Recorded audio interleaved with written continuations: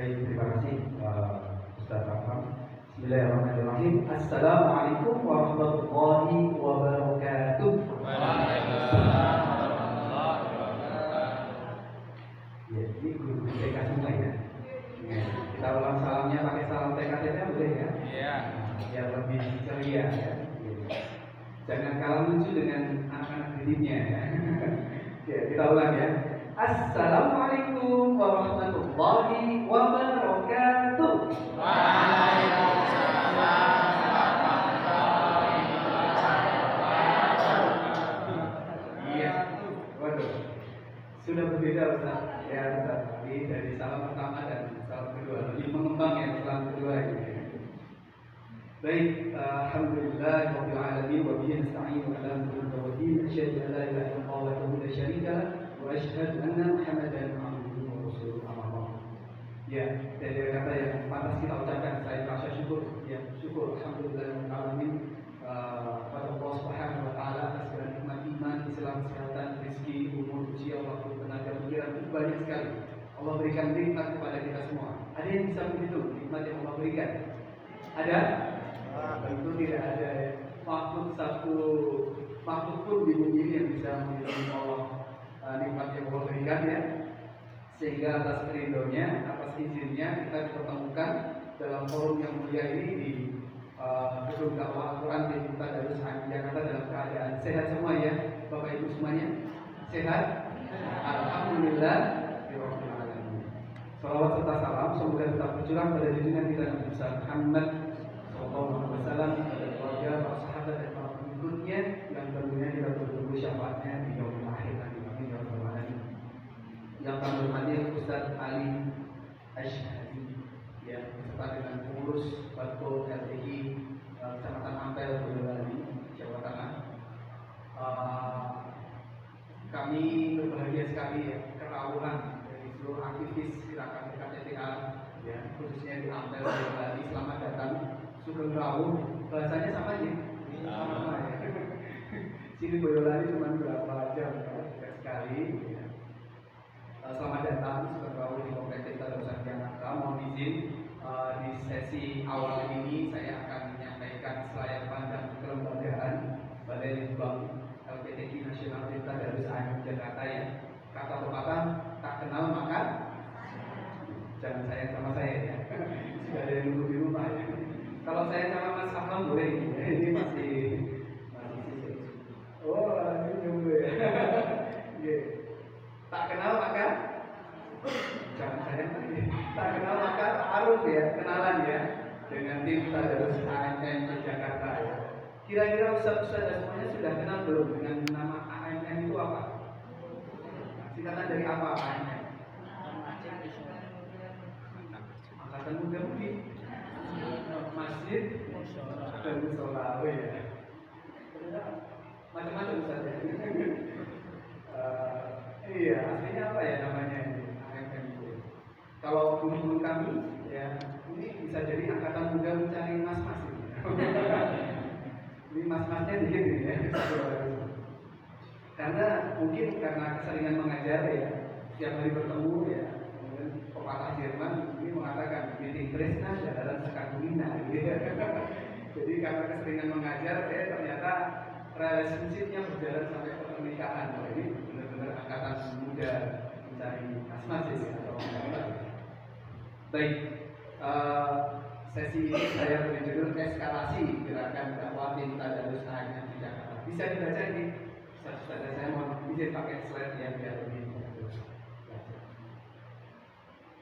Motivasi bacanya adalah Allah berfirman dalam Al-Qur'annya, "A'udzubillahi minasyaitonir rajim, bismillahirrahmanirrahim, fa inna ma'al usri yusra." Ya. Maka sesungguhnya bersama kesulitan itu ada kemudahan. Bapak Ibu semuanya, kami awali dengan data ya. Belum lama dari Dewan Masjid Indonesia DMI memberikan data ya, 65% anak-anak Indonesia buta huruf baca Al-Quran. Ini data diambil di kisaran tahun 2023. 65% ya penduduk. Padahal kita ini mayoritas penduduk Muslim terbesar di dunia. Kenapa kemudian angka buta huruf baca Al-Qurannya tinggi? Nah, ini. Tapi kita harus berpegang teguh ya, kita imani bahwa kemudian Allah tidak akan memberikan ujian ya, selagi kemudian umatnya ini pasti mampu untuk kemudian melaksanakannya ya. Maka ayat ini menjadi motivasi belajar kita ya, bahwa ketika ada kesulitan, insya Allah jiwa dan kemudahan. Jadi saya lanjutkan ya. Tadi tak kenal maka ta'aruf ya. Nama saya Royhan Afandi, Bapak Ibu semuanya. Kalau ada adik kecil panggil saya Pak Roy gitu ya. Gampang ya. Rohnya belum fasih ya Pak Roy gitu. Roy. Kemudian saya masih belajar juga. Saya masih belajar di Master Program di Departemen Kebijakan Publik di Psikologi UMI Jakarta. Sementara ini kami diamanahi menjadi pelaksana tugas harian ya. Sementara Ketua Lembaga Bintan Dosen Jakarta karena ada transisi kepengurusan. Oke, sudah kenal ya sekarang ya. Rumah saya di Kota Gede, di dekat ini, di utara dari Kompleks ini. Baik, saya lanjutkan. Nah, ada urgensi daripada revitalisasi gerakan dakwah Al-Quran. Bapak Ibu semuanya, gerakan kita ini ya LTQ, ya, TKTPA ini sudah menginjak di usia sekitar 35 tahun kalau di IMM ya. Kalau di IMM sudah 35 tahun, maka kemudian ini lembaga kita ini BAKO ya, Badan Koordinasi LTQ Kecamatan Ampel. Nanti saya akan sedikit sampaikan secara historis catatan sejarah. Revitalisasi ini penting ya, untuk kemudian nanti kita melibatkan transformasi yang mendalam dalam perbaikan organisasi kita ya. Tetapi langkah yang kemudian step berikutnya adalah eskalasi, bagaimana kita meningkatkan ya ruang lingkup gerakan dakwah Al-Quran kita ini menjadi lebih besar dan lebih serius ya.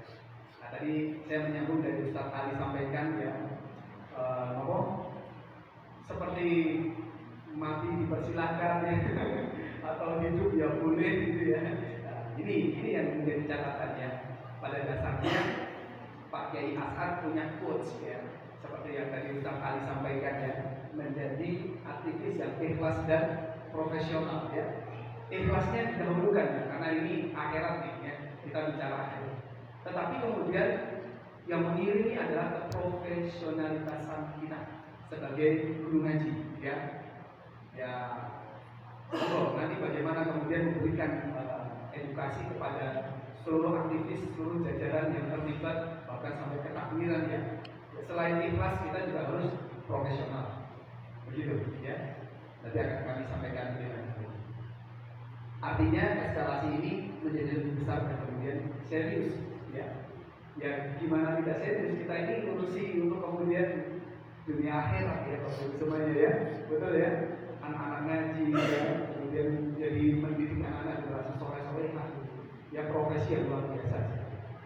Ya saya lanjutkan. Nah ini AMM adalah Angkatan Muda Masjid dan Musola ya. SKM Kumham nama yayasannya. Paling penting paling bawah bahwa AMM ini adalah lembaga kita bersama mendapatkan SK dari Kementerian Agama Republik Indonesia nomor 1 tahun 91 yang kemudian disebut sebagai Balai Litbang. Apa itu Balai Litbang? Balai Penelitian dan Pengembangan Sistem Baca Tulis Al-Quran (LPTQ), lembaga pengembangan tilawatil Quran nasional yang ada di daerah istimewa Yogyakarta. Jadi lembaga kita bersama ini Bapak Ibu semuanya adalah perpanjangan tangan dari LPTQ nasional sebagai litbangnya. Apa itu tugasnya? Tugasnya melakukan riset, penelitian ya, seminar, simposium ya, kemudian sampai dengan sertifikasi, sampai dengan pemberian syahadat kepada guru-guru Al-Quran. Nanti akan saya sampaikan program-program di kita dan di Jakarta. Baik, siapa yang nggak kenal beliau? Yang di Iqra itu ya. Siapa namanya? Kiai Haji As'ad. Siapa yang belajar ngajinya pakai Iqra dari kecil? Waduh, semua sedikit ya. Habis semua. Kalau bapak-bapak ini dulu ngajinya pakai nomor bapak. Al-Baghdadi ya. Alif fathah A, alif kasroh I, alif dhamma A ini gitu ya.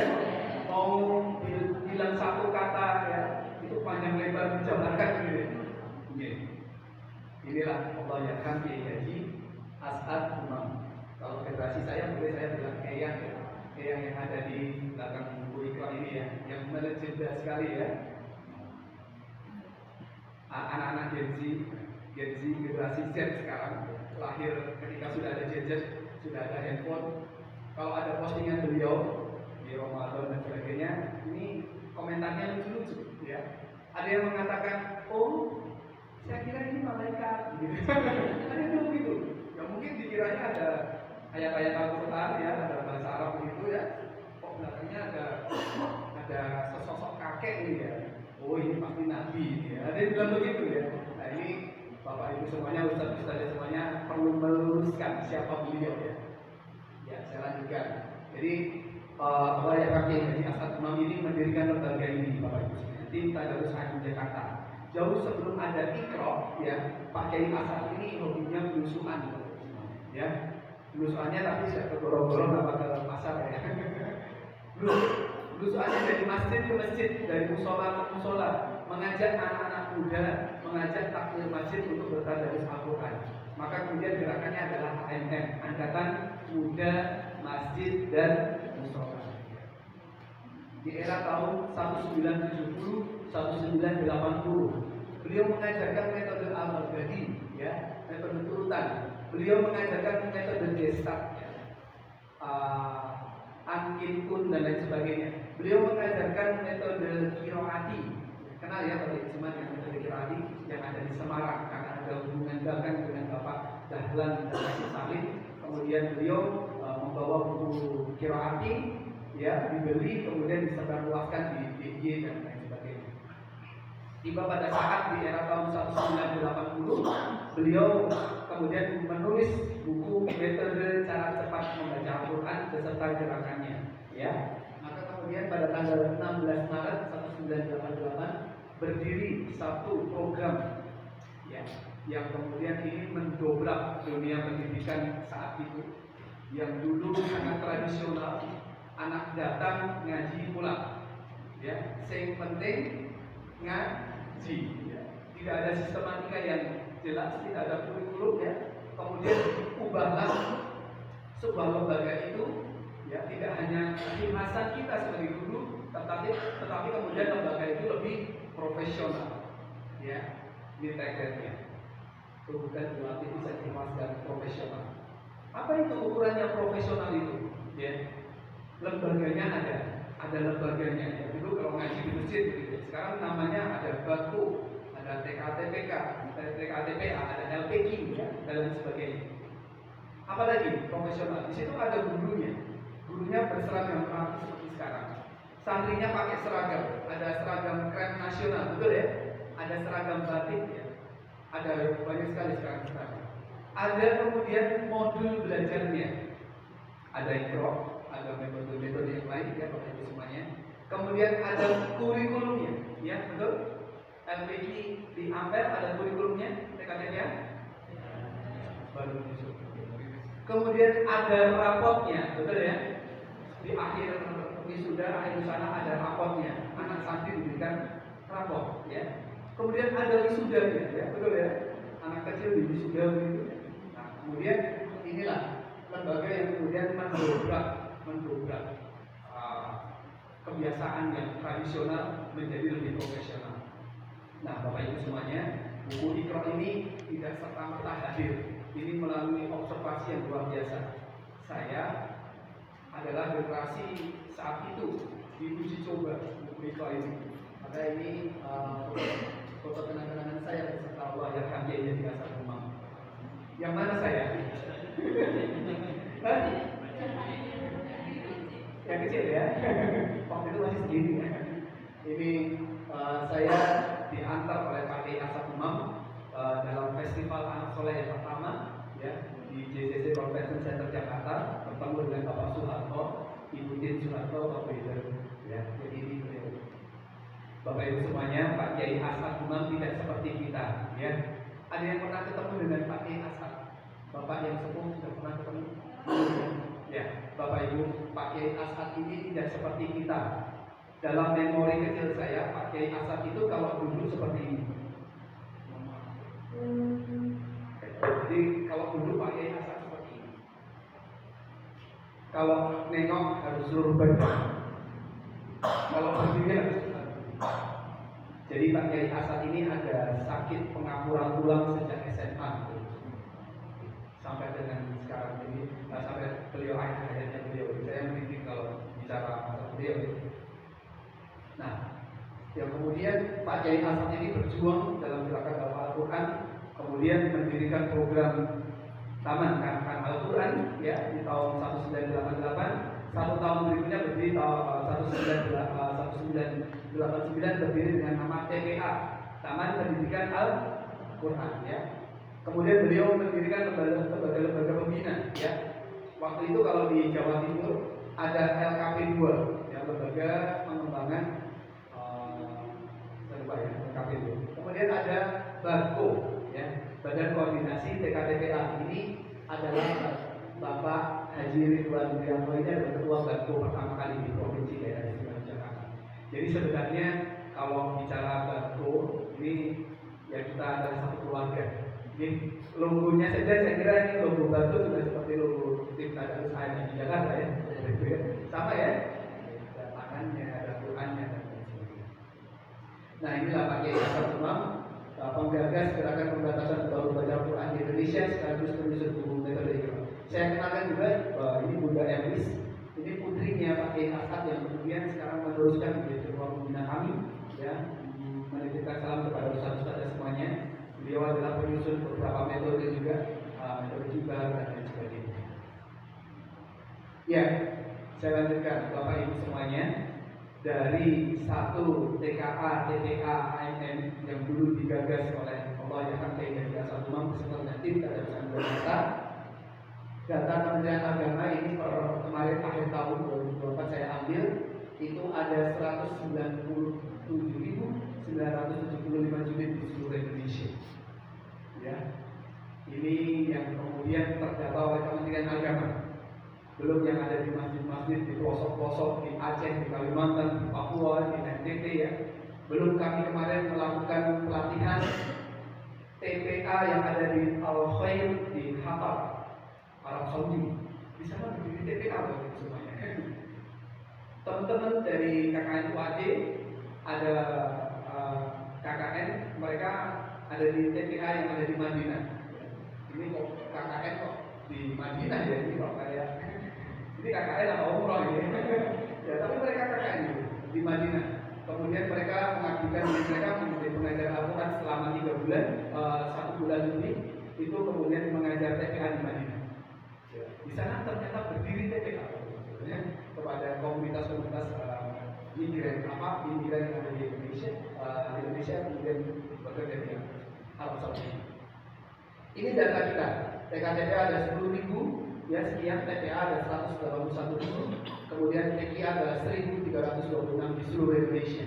Ya, maka kalau Bapak Ibu semuanya agak direpotkan dengan emis ya, hijau, ya betul ya, repot ya, sangat repot ya. Mohon maaf sekali itu adalah kerjaan kita terus Jabatan beserta dengan Kementerian Agama pada dasarnya, karena kami mendata seluruh TKTPA di seluruh Indonesia. Dengan berbagai macam, tapi kalau kemudian data-data itu mempersulit, itu dari Kementerian Agama sebenarnya. Berapa luas tanah, bagaimana sertifikatnya dan lain sebagainya, ya. Agak repot sekali. Tapi kemudian sekarang eranya by data, saudara sebenarnya. Kemudian kami mendapatkan data ini ya di seluruh Indonesia. Persebarannya seperti itu. Saya lanjutkan. Nah ini rekan seperjuangan Pak Kiai Asad, ada Prof. Abdul Kahar Musafir, ya.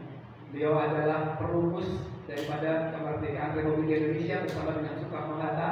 Rumahnya di mana? Rumahnya hanya di selatan sini. Prof. Abdul Kahar, Prof. Kahar. Kemudian ada Bapak Haji Muhammad Tasidi, ini Menteri Agama pertama kali di Indonesia. Ini juga rumahnya di Kota di sini, dekat dengan rumah dari Pak Kiai Asad Umam. Maka kalau kita ditanya sanatnya Iqra di mana begitu ya? Sekarang eranya era sanat ya. Dari metode lain, ini sangat kami dari apa itu dan sebagainya. Tapi kalau Pak Kiai Asad ini figur yang luar biasa, sederhana sekali.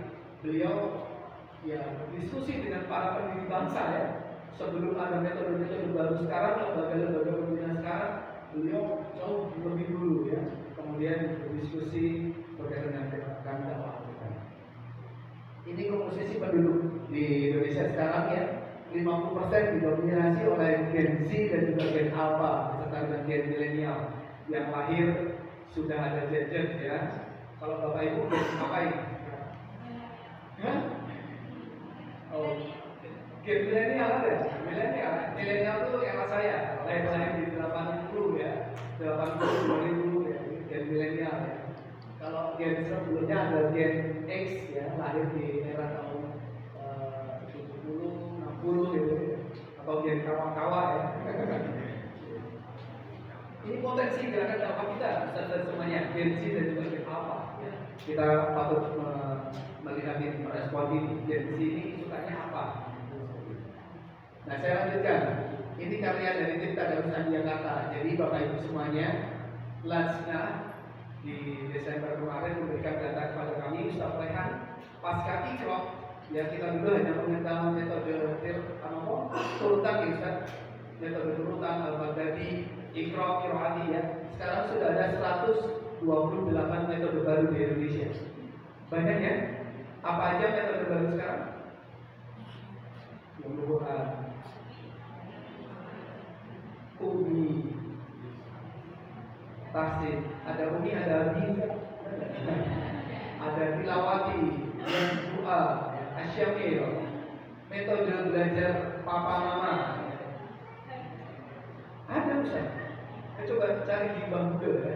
Metode baca Al-Quran papa mama, ada Ustaz. Ada metode baca Al-Quran jam tempur, 2 jam tuntas membaca Al-Quran. Wah, hebat ya. 2 jam. Sedangkan kita aja kalau di AMM targetnya anak 4 tahun itu 1 tahun. Ini 2 jam bisa membaca Al-Quran. Peserta pelatihannya saya kira mungkin Hafiz ya. Jadi 2 jam jelas nih bisa membaca Al-Quran. Coba dicek ya di Google ya, metode jam tempur. Nah, kami di tim Tadarusan Jakarta belum lama ada 1 bis dari Banjarbaru, Kalimantan Selatan. Kami ingin silaturahmi AMM, kita berdiskusi di sini, tetapi mohon maaf kami dari metode tilawati 1 bis di sini. Silakan kita diskusi di sini secara akademis karena ini ruang akademik ya. Kemudian ada juga dari Bontang Kalimantan Timur. Ustaz, kami punya buku mikro, mirip mikro, 6 jilid Ustaz. Namanya kami beri Asyamil, metode Asyamil. Boleh kami bawa ke Jogja? Silakan dibawa ya bukunya ke sini. Ikut full program di AMM selama 1 pekan dari syahadat 1, syahadat 2, sampai syahadat 3, sampai pelatihan dasar lanjut kami.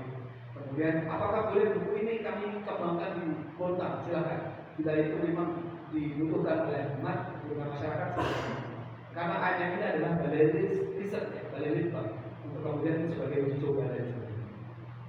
Kami pun mendirikan mencoba merumuskan buku-buku yang lain. Ada Iqra Perasaan Usmani, ada Iqra Klasikal.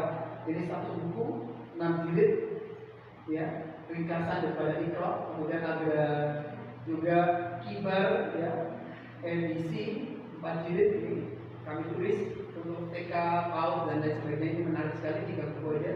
Kemudian AMM juga menulis Bana Indonesia 10 jilid ya, 10 buku. Tetapi kami ini mempunyai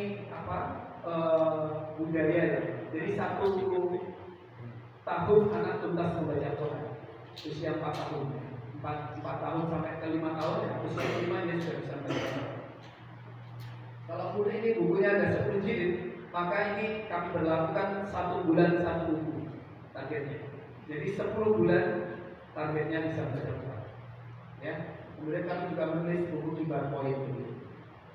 Ada Iqra milenial, yang ini warna-warni, buku yang kemudian terbaru. Gen Z tadi suka yang warna-warni, suka yang gambarnya colorful dan lain sebagainya. Kemudian ada Iqra QR code, ini ketika di scan barcode-nya keluar videonya. Nah, maka AMM ini memberikan quotes ya, kalian adalah partner dapatkan ini metode-metode yang 128 ya, bahkan lebih besar. Ada peneliti yang kemudian meriset ini yang terdata di Nasnya Ustaz Rehan 128 metode baru. Kalau kami berhasil mendata ada 254 metode baru di Indonesia. Tapi, no? 200 yang berizin ada 128 tadi yang terdata di les, ya. Tetapi kalau yang 254 ini, saya kurang tahu apa kemudian juga. Nah, kami juga menulis 3 ikrok braille untuk saudara kita tunanetra. Ini bukunya saya bawa. Ada ikrok braille dari original dari Tirta Dosen Jakarta yang tertulis, kemudian ada dari Pertis Malaysia dan juga lasnya Kementerian Agama ini. Seperti ini, silakan dibaca. Nah, ini ikrok yang kemudian kami ajarkan kepada seluruh aktivis yang tunanetra. Maka kemudian kalau melihat video yang ini, kami ada pelatihan ikrok di Malaysia kepada guru-guru yang tunanetra, dan alhamdulillah mereka bisa membaca Quran dengan ikrok ini. Seperti ini.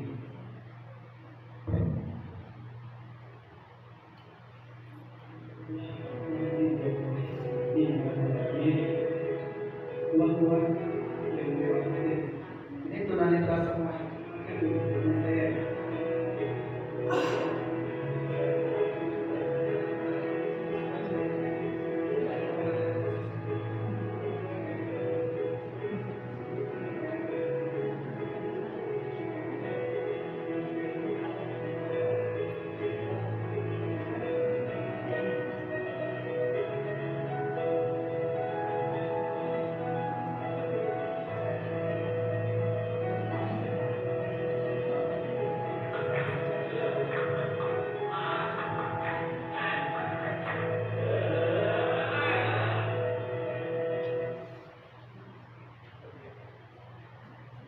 gimana ini? Saya bertanya kepada Bapak Ibu semuanya.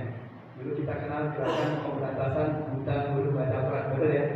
Apakah nama buta huruf baca Quran masih relevan sekarang? Saudara-saudara kita yang buta sudah bisa menjadi hafiz-hafizah, sudah bisa membaca Quran, ya? Maka ini kami beserta dengan tim dari UGM sedang meriset ini, kata buta ini kayak kurang manusiawi ya. Ternyata yang buta sekarang sudah bisa baca Quran, ya. Tidak ada kendala, ya, menggunakan seperti ini, Ustaz. Jadi mereka sensor meraba, kira. Kita bersyukur sekali ya Bapak Ibu semuanya, ya. Jangan mengeluh makanya.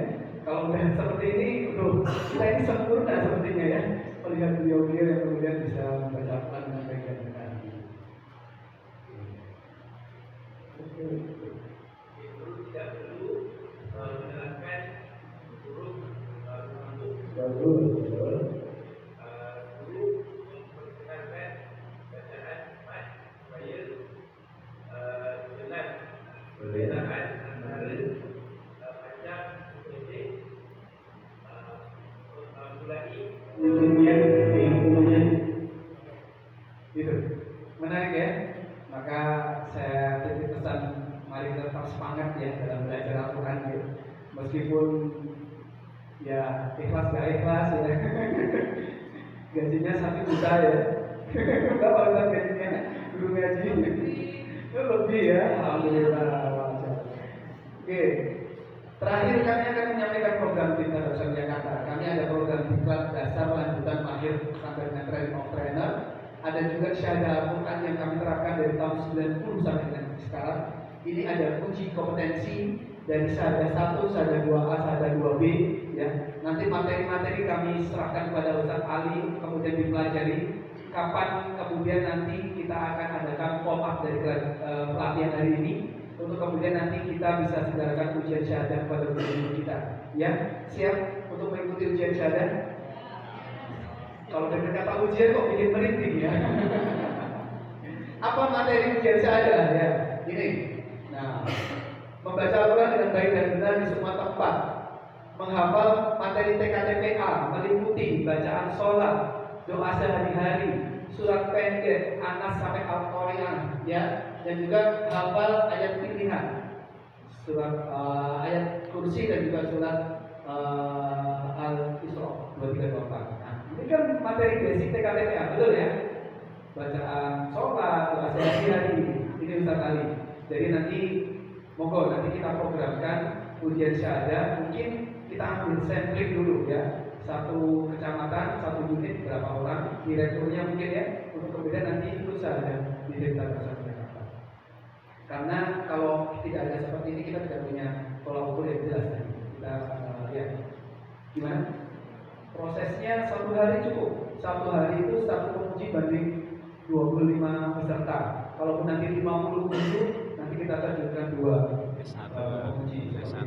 Besok kami menguji ada dari Batam, di Riau, di Palembang, di Lamongan, itu banyak sekali adik-adik. Dan kalau Boyolali ini kan dekat sekali ya, Sakling Tengah ya, atau mungkin kami yang ke Boyolali, insya Allah kami siap. Sampai dengan syahadah 3 ya, kelas doktoral ya di Jakarta. Materi S2A, S2B lulus, anaba, sampai dengan Ar-Rahman, Allah. Nah, ada jenjangnya. Maka kemudian nanti bagus sekali kemudian direktur minimal direktur S2A, S2B. Guru-guru kita minimal S1 ya. Direktur ini S2A, S2B. Kalau kemudian tim trainer, tim penatar yang ada di Boyolali misalkan ini minimal S3. Ini yang kami terapkan di Desa Jakarta. Silakan program-program ini bisa diakses. Kami siap memfasilitasi dari ustaz-ustaz dan semuanya. Yang mungkin itu yang dapat kami sampaikan di sesi ini. Insya Allah Ustaz Iwan sudah siap untuk kita menghabiskan ke sesi berikutnya. Dan kami sekali lagi mengucapkan terima kasih Ustaz atas kepercayaannya pada gerakan dakwah Quran kita ya. Dan kita akan bersama-sama kita diskusi bareng ya. Tidak ada yang kemudian kita akan belajar lah ya. Kita akan saling belajar. Saya kira Ustaz di Boyolali ada banyak permasalahan dan lain sebagainya nanti disampaikan kepada Ustaz Iwan. Kita akan berdiskusi di sesi yang kedua dan sesi yang ketiga. Dari saya cukupkan sekian. Kami mohon maaf sekali yang sudah dalam pelayanan kami dari awal sampai akhir. Banyak kekurangan Ustaz. Semoga ini tidak perjumpaan terakhir ya. Ini akan menjadi awal kita dalam melakukan program-program kita. Dan terakhir nanti bila akan melanjutkan safar, melanjutkan perjalanan ya sampai ke tempat manapun. Kami ucapkan selamat jalan, semoga lancar, sehat semuanya sampai di Boyolali ya. Setelah itu kalau dari ke pantai ya. Soalnya dari teologi iya, biar fresh ya. Semangatnya nanti langsung 100% ya. Saya pesan aja jangan mandi ya di sana ya. Ya pokoknya main air aja, jangan sampai belum ke sana, itu bahaya sekali ya. Pokoknya kita menikmati alam yang Allah berikan, tapi tetap harus safety, harus hati-hati ya. Karena banyak kasus di sana. Kemudian terutama adik-adik kita ya, anak kita yang jangan boleh mandi ya, jangan sekali-kali mandi di mana kritis ya. Itu di sebelum pantai itu ada kolam, nah itu boleh mandi di situ ya. Itu sepuasnya, anak kecil ini mandi di situ aja, sepuasnya mandi. Sudah senang, sudah happy sekali insyaAllah nanti. Oke. Saya akhiri mulai topik balik. Assalamualaikum warahmatullahi wabarakatuh.